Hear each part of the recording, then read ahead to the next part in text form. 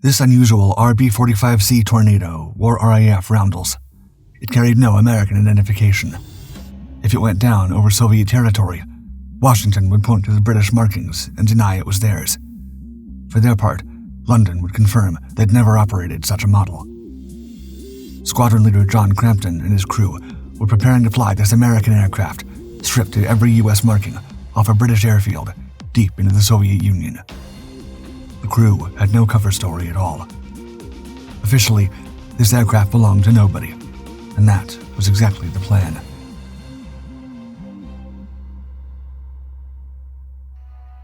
Introduced in 1947, the North American B-45 Tornado was an undeniably strange-looking machine.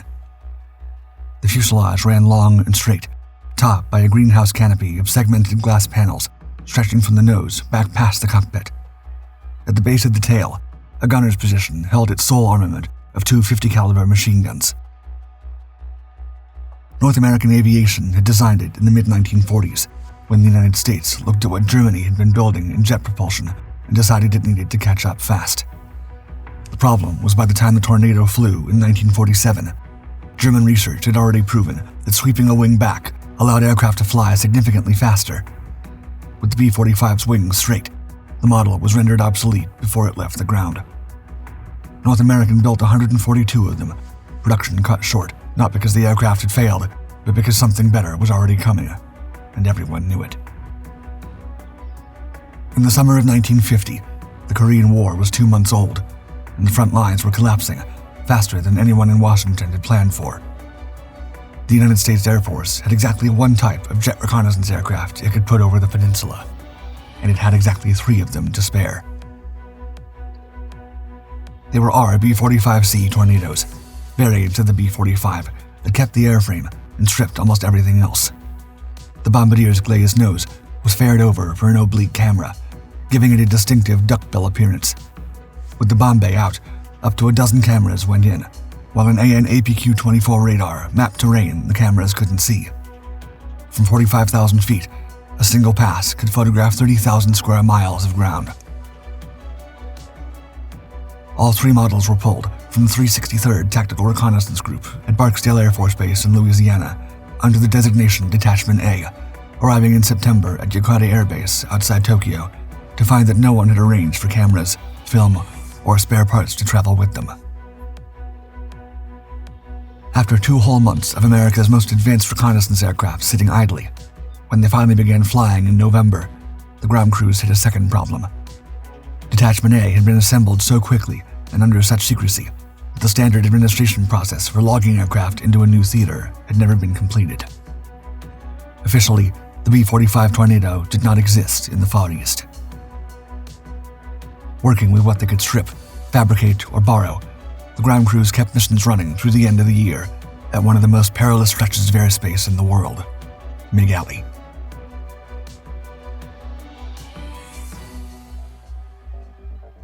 Running along the Yalu River, Soviet-built MiG-15s had been cutting into anything that crossed into their MiG Alley territory, and the B-45 Tornado, the slow and straight-winged jet, was exactly what they'd been built to destroy. On the morning of December 4th, 1950, Major Charles McDonough lifted his RB-45C off the runway at Yokota and headed northwest toward the area.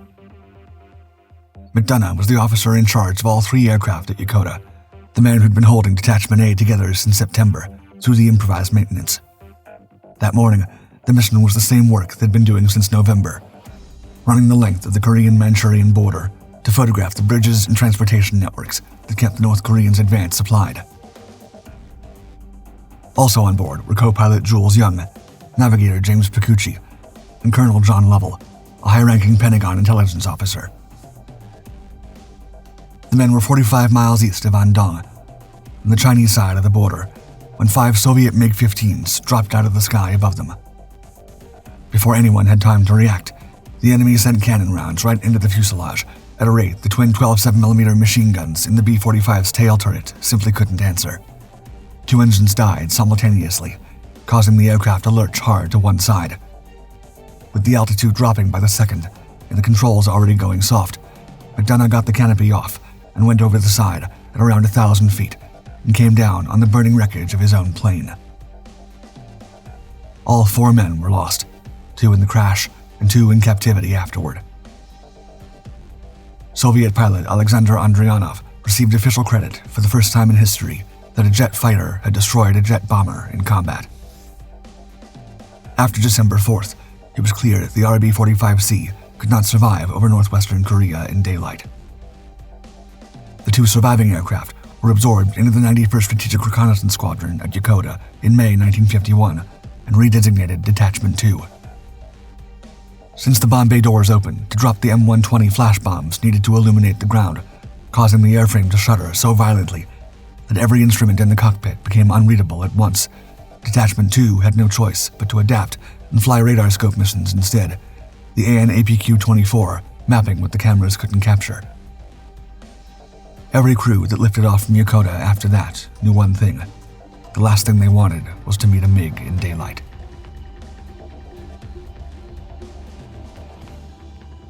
On the night of July 4th, 1951, pilot Stacy Naftal lifted off from Yokota with Edward Kendricks and Bob Dusenberry and turned northwest toward Harbin, a major Chinese city 500 miles inside Manchuria.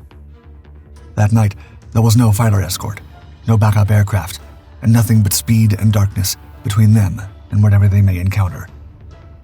After hours of flying deep into China, just as the aircraft was close to the target, a group of MiG-15s found them. Naftal knew exactly what had happened to McDonough's crew 7 months earlier and knew that fighting back was pointless. He pushed the throttles to the stops, and the tornado answered, the airspeed climbing hard past 570 miles per hour, the airframe shaking with everything it had. Behind them, the MiGs came on, and he kept the nose pointed away.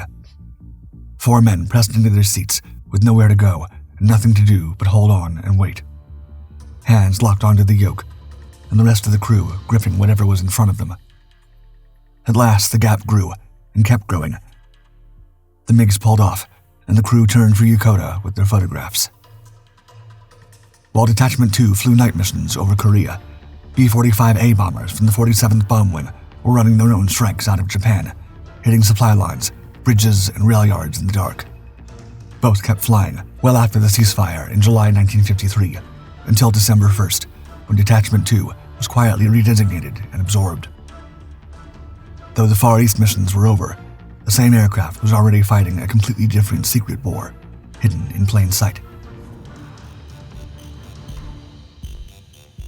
In the early 1950s, Strategic Air Command, the American nuclear strike force commanded by General Curtis LeMay, was supposed to be able to hit back if the Soviet Union launched first.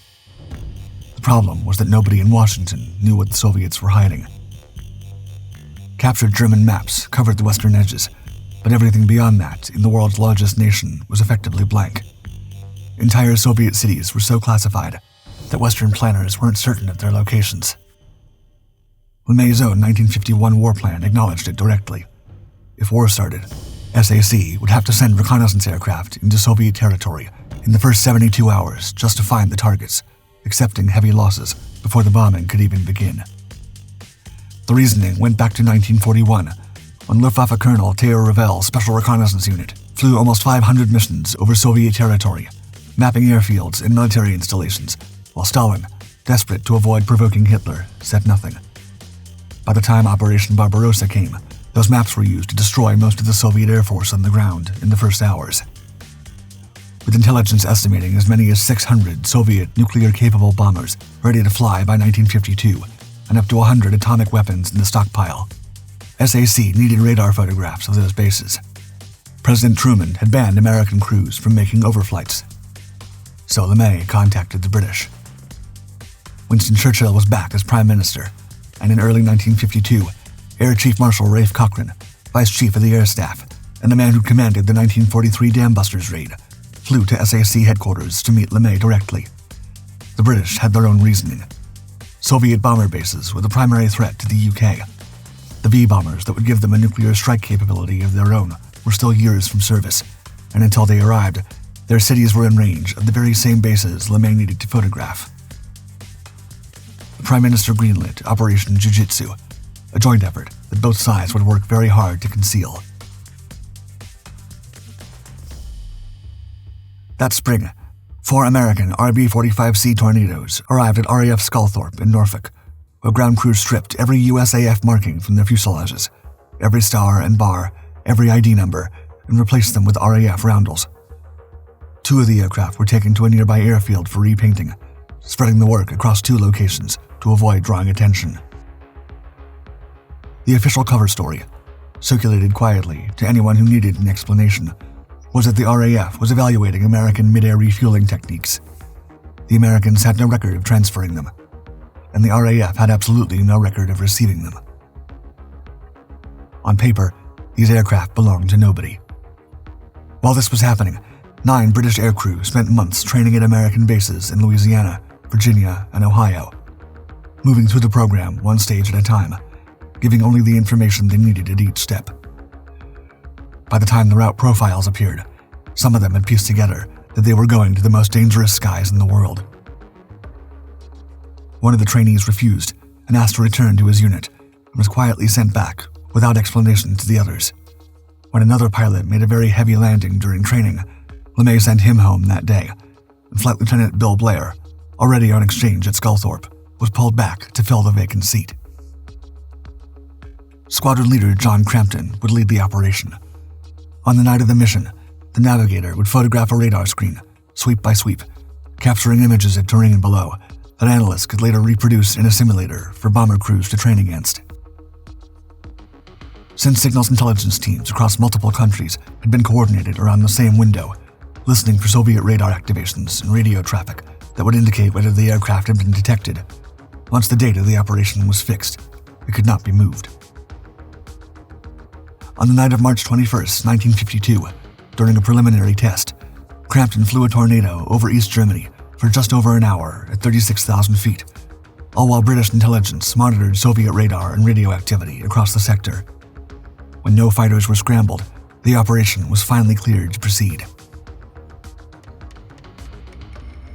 On the morning of April 17, 1952, the RB-45C held in reserve broke down during its air test and couldn't be fixed in time. With no available replacement and a date that couldn't be moved, the team took off. Crampton lifted off first, the southern route, the longest of the 3, with Flight Lieutenant Bill Blair and Lieutenant Gordon Kremer's crews still on the ground at Sculthorpe, as the flat Norfolk countryside fell away beneath him, then the North Sea, then Denmark ahead in the fading light. Once all were in the air, the crews found their KB-29 tankers, 2 assigned to each aircraft, because the KB-29 was unreliable enough that a single tanker per mission was considered an unacceptable risk. The rendezvous happened in complete radio silence, the crews holding position by sight and instruments while the fuel was transferred, taking on every pound the aircraft could carry. When the tanks were full, they broke away, turned off every light on the aircraft, and flew east. The 3 routes split almost immediately, each crew alone from that moment. No radio, no navigation lights, no way to call for help, and nothing to call it to. Blair's crew took the northern route, sweeping along the Baltic republics, and the airfields clustered along the Soviet Union's northwestern edge. Kremer flew the central route, deep into Soviet territory, far enough that navigator Don Greenslade, looking north from the cockpit, could make out a pale orange glow sitting on the horizon. Moscow, roughly 180 miles away, the light of a city of 5 million people, visible from an aircraft that had no business being anywhere near it. Crampton's crew was already far to the south, tracking southeast across West Germany and into Ukraine, past Kyiv, pushing further toward the Black Sea. Rex Sanders, the navigator, worked continuously, one hand on the radar controls and one eye on the scope, while a 35mm camera took a photograph on each sweep of the screen, adjusting its settings constantly, trying to pull the clearest possible return from the terrain below, calling course corrections to Crampton, plotting their position against the coordinates that were the only information he'd been given about what he was looking for. Outside the canopy, there was absolutely nothing but the inky black sky. Crampton later wrote, quote, "There were no lights on the ground, nor any sign of human habitation, quite unlike the rest of Europe." As each crew settled into their route, Soviet ground radar was already tracking them, the returns moving fast and high across their scopes, in a way that didn't match any scheduled flight. Fighters scrambled at bases across the western USSR. None of them could reach the altitude the tornadoes were crossing at, and none were equipped to find an aircraft running without lights, even if they had. However, the crews didn't know that.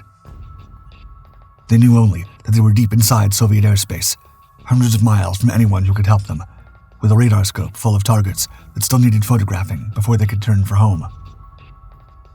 So they kept going. Crampton held course. Sanders kept his hands on the controls and his eye on the scope, the camera firing on each sweep, coordinate after coordinate, each one a future bombing run that might never happen or might happen very soon, and there was no way to know which. When the last coordinate came and went, they turned west. Blair's crew never made it back to Sculthorpe. Low cloud over the English coast forced them down at a diverted field. Kremer had been nursing a compromised engine for hours, an iced fuel filter having starved it somewhere over the Soviet interior, and put it down in Denmark rather than risk the crossing. Of the 3 aircraft that had gone in, only Crampton's landed back where it had started. A few days later, Crampton and Sanders flew one of the RB-45Cs, still wearing its RAF markings, across the Atlantic to SAC headquarters. LeMay met them, told them it was a good show, and offered them a week's holiday anywhere they wanted to go, with a Dakota to take them there. They went to Washington. Then the film came back. Before the 3 aircraft even left the ramp at Sculthorpe, 2 of their radar cameras had been set up incorrectly. Nobody caught it. Of the 35 known or suspected Soviet long-range Air Force fields along the 3 routes, the mission returned usable images for 20. Half of those were of poor quality. The operation that Churchill had taken a breathtaking political risk to approve, which 3 crews had flown hundreds of miles into Soviet airspace to execute, had launched with compromised equipment. Nonetheless, flying deep into enemy airspace was no small undertaking. Months later, Squadron Leader John Crampton and Navigator Rex Sanders each received the Air Force Cross, while Flight Engineer Bill Lindsay received the Air Force Medal. However, due to the mission's secrecy, there was no citation on either. A second mission was planned for December 1952. Crews retrained through the autumn, aircraft repainted, the same careful build-up as before. Foreign Secretary Anthony Eden canceled it in early December. He objected specifically to the planned penetration as far as Moscow, arguing that the mission served American nuclear targeting interests more than British ones, and that Britain had no reason to take the risk on America's behalf. The aircraft returned to the U.S., some still wearing RAF roundels. After 2 years had passed, Crampton went back in. The third Operation Jiu Jitsu mission flew in late April 1954, the southern track over Ukraine pushing even further east than the first. There, near Kyiv, Soviet radar found them. Shells were already coming up before Crampton had time to react. He pushed the throttles forward and held on. Soviet night fighters scrambled, with orders, he learned afterward, to intercept or ram the aircraft if they couldn't bring it down any other way. By then, their air warning system had improved, and fighters were closer than anything that had come up in 1952.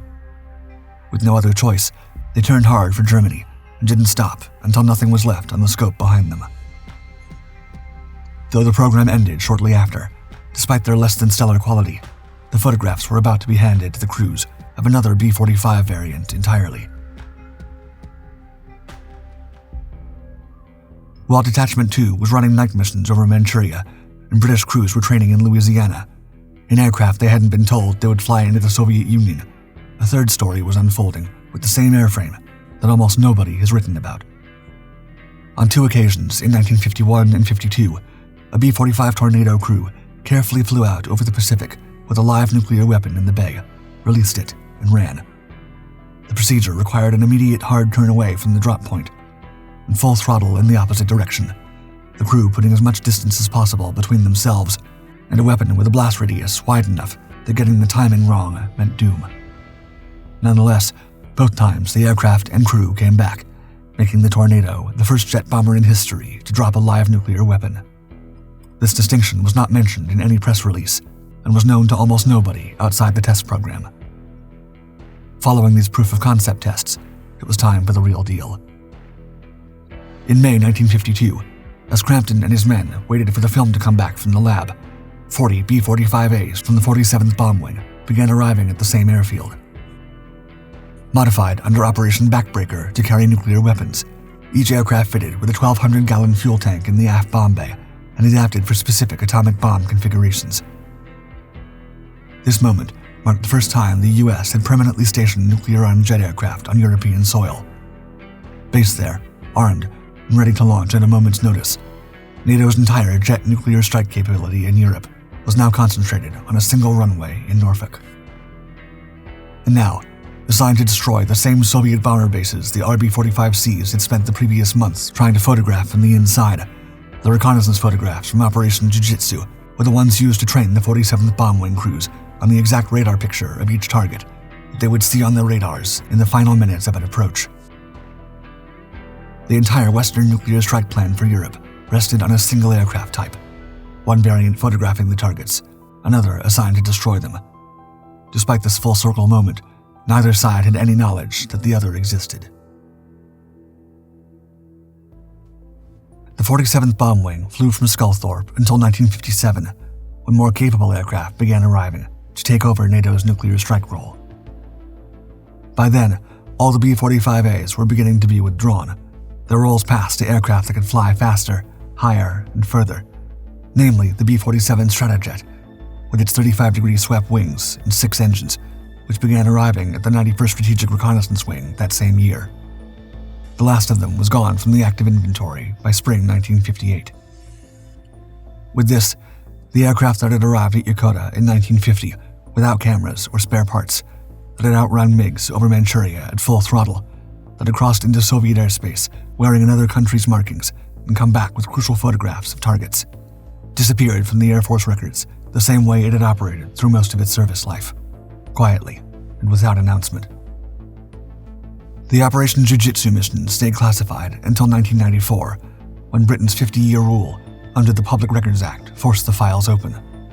By then, the whole picture was clear. For nearly a decade, at the most dangerous moment of the Cold War, the North American B-45 Tornado was the aircraft that kept the West from flying blind into a war it wasn't ready to fight.